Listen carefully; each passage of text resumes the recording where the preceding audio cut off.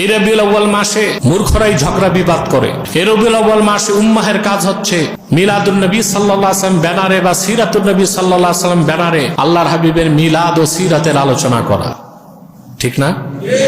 কোনো সমস্যা নাই, মিলাদ যার সিরাত তার। আমাদের দেশে ফেরকা বন্দির কারণে বুঝলেন, একদল আর এক দলকে ঘায়েল বা পরাজিত করতে যে সত্যের বিরোধিতা করে। এটা হচ্ছে আমাদের পারস্পরিক দ্বন্দ্ব সংঘাত দিন দিন বেড়ে যাবার বড় একটি কারণ।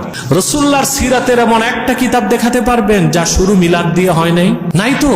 আল্লাহর হাবিবের সিরাতের উপর কিতাব লিখতে যে প্রথমেই মুহাদ্দিসগণ রাসূলুল্লাহর মিলাদের আলোচনা করছেন, জন্ম বৃত্তান্ত। যেহেতু সারা বছরই আমরা সিরাতের মাহফিল, সিরাতের ব্যানারে মাহফিল করি, রবিউল আউয়াল মাসটা যেহেতু মিলাদের মাস, এই সময় মিলাদুন নবী ব্যানারে মাহফিল করাটাই তো অধিক সওয়াবের কাজ এবং যুক্তিযুক্ত বিষয়, ঠিক কিনা?